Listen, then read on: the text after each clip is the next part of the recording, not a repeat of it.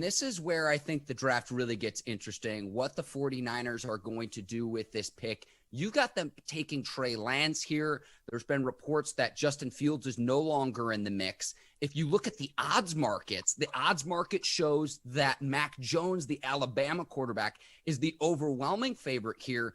I'm not going to lie. I'm kind of with you. I think either Lance or Fields would be a better pick than Jones because we've talked ad nauseum about how Mac Jones receivers at Alabama are going to be better than whatever team ends up drafting him. Jerry Jeudy and Henry Ruggs from a season ago. This upcoming draft, Jalen Waddle and Devontae Smith will likely be first round picks in this draft as well. So not to mention, you've got a dominant offensive line and the dually truck of Najee Harris in your backfield. It's no wonder he threw for 77% completion percentage at Alabama. To me, it's like, I don't think that he's a definitive upgrade over Jimmy G. I think if you go Trey Lance here, like you picked, Trey Lance isn't going to be 21 years old until May, so he can afford to sit for a season under Jimmy G, who, by the way, is due $25 million over the next 2 seasons. So I actually really like your pick. It makes a lot more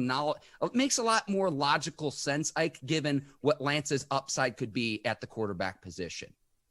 No knock on Mac Jones. Shout out to Mac Jones of all the success he has had at Alabama. But at the same time, Mark, I'm just looking at Trey Lance.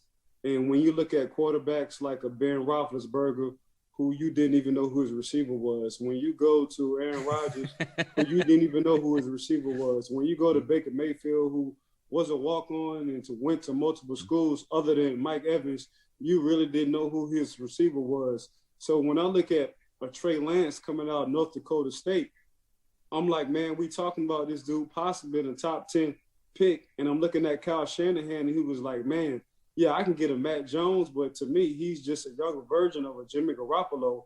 Why not enhance with the RPOs and with the weapons I got outside and the tight ends and the running game and the defense that's coming back healthy next year, upgrade at the quarterback position. So I thought this just made sense to me by drafting Trey Lance coming from North Dakota State because I think his upside is better than Matt Jones.